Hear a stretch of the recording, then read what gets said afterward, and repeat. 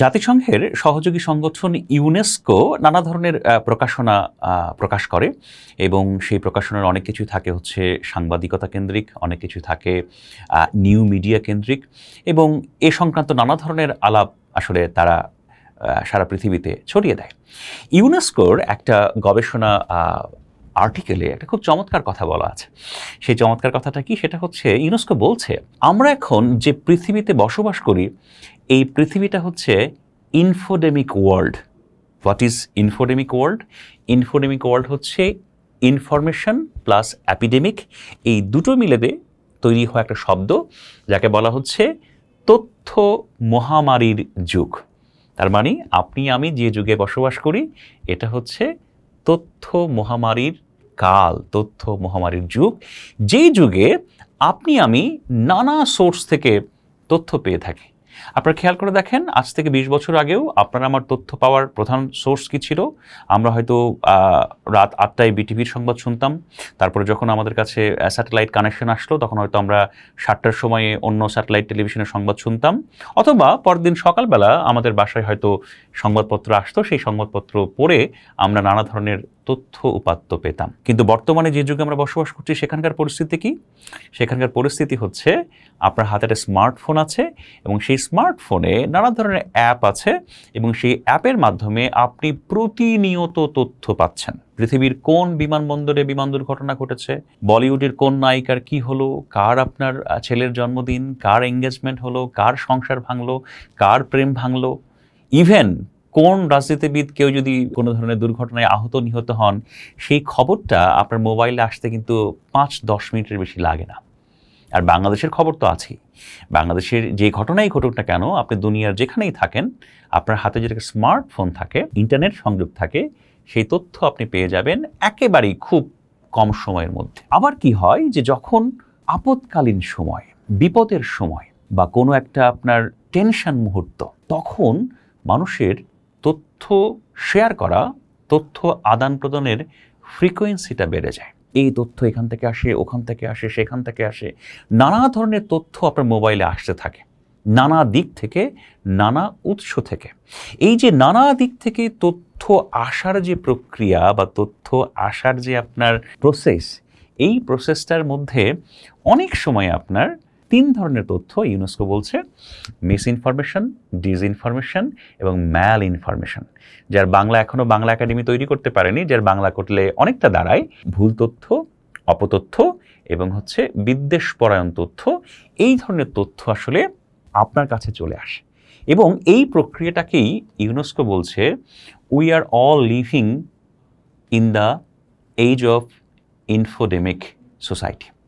তো এই ইনফোডেমিক সোসাইটিতে যত ধরনের তথ্য আপনার কাছে আসে এর মধ্যে ওই 3 ধরনের তথ্য, মিস, ডিস এবং ম্যাল, সেগুলো নিয়েই আপনার যে ধরনের সংবাদ প্রকাশিত হয় সেই সংবাদগুলোকে বলি হচ্ছে আমরা ফেক নিউজ।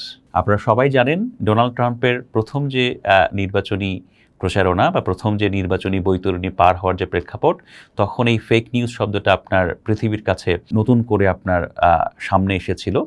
যদিও ইউনেস্কো ফেক নিউজ শব্দটা ব্যবহার করতে চায় না, কারণ ফেক নিউজ শব্দটা অনেক ক্ষেত্রে পলিটিক্যাল প্রেক্ষাপট থেকে ব্যবহার করা হয় এবং পলিটিক্যাল বলে এই শব্দটার গুরুত্বকে কমিয়ে দেওয়া হয়। সেজন্য ইউনেস্কো আবিষ্কার করেছে 3টে একাডেমিক টার্ম: মিস, ডিস এবং ম্যাল ইনফরমেশন। এই যে মিস, ডিস এবং ম্যাল ইনফরমেশন, যাদের ভিত্তিতে আপনার সংবাদ, যাকে আমরা বলছি ভুয়া সংবাদ, জাল সংবাদ, এই যে জাল এবং ভুয়া সংবাদ তৈরি করা হয়, এর মধ্যে বর্তমান সময়ে একটা নতুন এক উৎপাতের শিকার হয়েছি আমরা, বা আমাদের প্রতিদিন আমরা যে দৈনন্দিন জীবন, সেই দৈনন্দিন জীবনে আমরা প্রতিদিন একটা পরীক্ষার সম্মুখীন হচ্ছি। কি সেই পরীক্ষা? সেই পরীক্ষা হচ্ছে আপনার আমার মোবাইলের ফিডে, ফেসবুক ফিডে চলে আসছে আনোয়ার টিভি, আপনার আমার ফেসবুকের ফিডে চলে আসছে জামেলা টিভি, আপনার আমার ফেসবুকের ফিডে চলে আসছে প্রথম আলু, আপনার আমার ফেসবুকের ফিডে চলে আসছে কামবেলা। হ্যাঁ, মানে অদ্ভুত সব প্রেক্ষাপটে আপনার আমার সামনে নিউজের কন্টেন্টটা আসছে, যেটার চরিত্রটা হচ্ছে আপনার ডিসইনফরমেশন। তার মানে হচ্ছে আপনাকে ইচ্ছাকৃতভাবে তথ্য দিয়ে আপনাকে প্রতারিত করা। এই যে প্রক্রিয়াটা, এই প্রক্রিয়াটাকে ইউনেস্কো একটা নামে আপনার অভিহিত করেছে। ইউনেস্কো এই ধরনের আধেয়কে, প্রথম আলু, আনোয়ার টিভি, হ্যাঁ, জামেলা টিভি, হ্যাঁ, মানে একটা অদ্ভুত সিচুয়েশনের মধ্যে আমরা অলরেডি ঢুকে গেছি। এই যে বিভিন্ন টেলিভিশনের লোগো ব্যবহার করে, সেই টেলিভিশনের কালার ব্যবহার করে, মনে রাখবেন কালার কিন্তু খুব ইম্পর্ট্যান্ট একটা বিষয়। আপনি জানেন যে বিবিসির কালার কি, আপনি কিন্তু জানেন যমুনা টিভির কালার কি, ওই লালচে সোনালির মাঝখানে একটা কালার, হ্যাঁ, আপনি জানেন এনটিভির কালার কি। একটা কালার কিন্তু একটা ম্যাস মিডিয়ার জন্য খুবই গুরুত্বপূর্ণ বিষয়। তো so not only logo, the colour and font also, অর্থাৎ যে ফন্টে লেখা হয়, এগুলো ব্যবহার করে আপনার সামনে যে ভুয়া আধেয়, যাকে আমরা বলছি আপনার মিস কন্টেন্ট বা রং কন্টেন্ট, বা হচ্ছে যাকে আমরা বলছি ডিসইনফরমেশন রিলেটেড কন্টেন্ট, এই যে কন্টেন্টটা নিয়ে আপনার সামনে আসা হচ্ছে, একে ইউনেস্কো বলছে ইম্পোস্টার কন্টেন্ট। ইম্পোস্টার কন্টেন্টের বাংলা কি? ছদ্মবেশী আধেয়। তো এই ছদ্মবেশী আধেয় কিন্তু আপনাকে আমাকে গ্রাস করছে। এই ছদ্মবেশী আধেয় কিন্তু আপনার আমার মনোযোগ আকর্ষণ করছে। এই ছদ্মবেশী আধেয় কিন্তু আপনাকে কোনো না কোনোভাবে প্রতারিত করছে। এই ছদ্মবেশী আধেয় কিন্তু কোনো না কোনোভাবে আপনার আমার মাঝখানে ডিস্ট্রেস তৈরি করছে। এই ডিস্ট্রেস শব্দটা আপনার ইউনেস্কোর ব্যবহার করা, তার এই শব্দটা ব্যবহার করে যে কোনো না কোনোভাবে আপনার মধ্যে এক ধরনের চাঞ্চল্য তৈরি করছে। যারা করছে তারা ইচ্ছাকৃতভাবেই করছে, যারা করছে নির্দিষ্ট উদ্দেশ্য সামনে রেখেই করছে। কিন্তু এখান থেকে বাঁচতে আপনার আমার কিছু দায়িত্ব আছে। সেটা হচ্ছে আপনার আমার দায়িত্ব হচ্ছে এই কন্টেন্টটাকে শনাক্ত করার সামর্থ্য অর্জন করা। আপনার আমার দায়িত্ব হচ্ছে এই কন্টেন্টটাকে শেয়ার করা থেকে বিরত থাকা, সম্ভব হলে এই কন্টেন্টটার বিরুদ্ধে রিপোর্ট করা ওই পার্টিকুলার সোশ্যাল মিডিয়া প্ল্যাটফর্মে। এটা কিন্তু এখন আমরা যে একবার নেটিজেন বলি, সিটিজেন থেকে নেটিজেন, অর্থাৎ আপনি কিন্তু এখন নেটিজেন, আপনি নেট পরিসরে আপনি বিচরণ করেন। এই যে আপনি নেটিজেন হয়েছেন, এই নেটিজেনের কিন্তু কিছু দায়িত্ব আছে। তো এই নেটিজেনের দায়িত্ব হিসেবে এই কাজটি কিন্তু করা আপনার আমার খুবই প্রয়োজন। কারণ এই কন্টেন্টগুলো, এই ইম্পোস্টার কন্টেন্টগুলো আপনার আমার যে সাইবার পরিসর, এই পরিসরটা কিন্তু পলিউট করছে। এবং যেহেতু বাংলাদেশের আপনার লিটারেসি এবং মিডিয়া লিটারেসি, আরও পরিষ্কার করে বললে সোশ্যাল মিডিয়া লিটারেসি, এটা খুবই কম, যেহেতু এটার পরিমাণ বা এটার আপনার হার খুবই কম, সেহেতু আমাদের যে কাজটা করা প্রয়োজন, এখানে সতর্কতার সাথে বিচরণ করা প্রয়োজন, সতর্কতার সাথে শেয়ার করা প্রয়োজন, এবং সতর্কতার সাথে আদেহকে নিরীক্ষা করা প্রয়োজন। তো প্রত্যেকটা নাগরিকের, যারা আপনার এখন নেটিজেন, সিটিজেন থেকে নেটিজেন, তারা সতর্ক থাকবেন যে photo card related to a particular news outlet as like BBC, as like Jamuna TV, as like NTV, Prothom Alo, এই কন্টেন্টগুলিতে যখনই আপনি কোনো ধরনের আপনার একটু ফিশি, একটু ভিন্ন ধরনের আপনার বার্তা দেখবেন, তখন আপনার দায়িত্ব হচ্ছে এই বার্তাটা যথাযথভাবে নিরীক্ষা করা।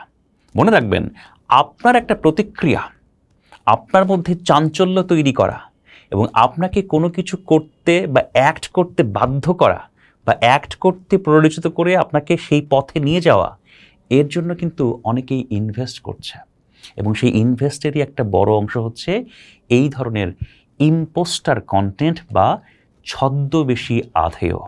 এবং আমাদেরকে কিন্তু এই ছদ্মবেশী আধেয় সম্পর্কে সতর্ক থাকা খুবই জরুরি। সামনে বাংলাদেশের রাজনীতির অঙ্গনে আরও অনেক আপনার অনিশ্চয়তা আছে, আরও অনেক ধরনের প্রতিকূল পরিস্থিতি বা উত্তেজনাকর পরিস্থিতি তৈরি হওয়ার সুযোগ আছে।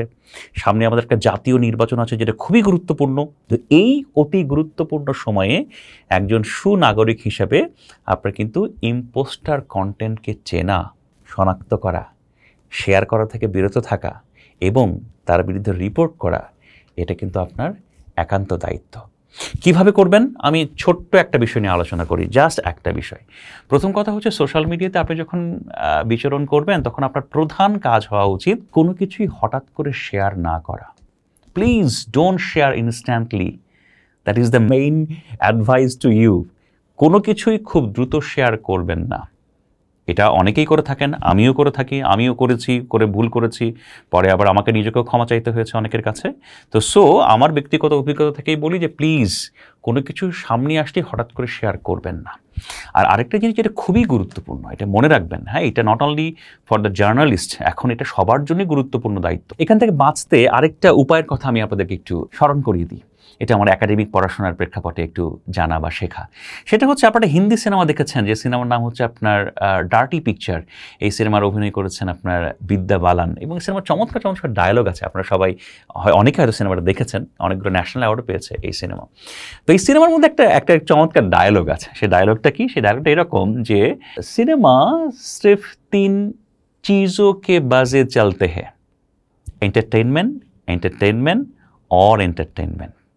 দেখেন, আপনি যদি অনলাইন জগতের ইম্পোস্টার কন্টেন্ট, যাকে আমরা বলছি ছদ্মবেশী আধেয়, এই ছদ্মবেশী আধেয় থেকে আপনি যদি নিজেকে বাঁচাতে চান, নিজেকে সুরক্ষিত রাখতে চান, আপনি যদি বিপদ থেকে নিজেকে রক্ষা করে রাখতে চান, তাহলে আপনার যে কাজটা প্রয়োজন সেটা হচ্ছে cross check, cross check and cross check. আপনাকে কোনো কিছু শেয়ার করার আগে অন্তত 3 বার ক্রস চেক করতে হবে। আপনাকে সেই কন্টেন্টটার উদ্দেশ্য সম্পর্কে ক্রিটিক্যালি চিন্তা করা শিখতে হবে।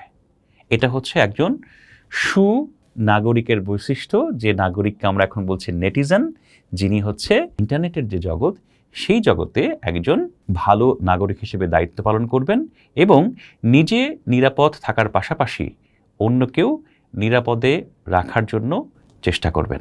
আমি বলবো শুধুমাত্র এটা ব্যক্তিগত নিরাপত্তার ক্ষেত্রেই নয়, এটা বর্তমানে বাংলাদেশের যে volatile political situation, next election এবং আরও অনেক পরিস্থিতিতে আমাদের সবার এই ধরনের আদেহ সম্পর্কে, এই ছদ্মবেশী সংবাদ আদেহ সম্পর্কে আমাদের আসলে সতর্ক থাকা খুবই প্রয়োজন। পোস্ট দেখুন, ভাবুন, করুন, থাকুন পোস্টের সাথে।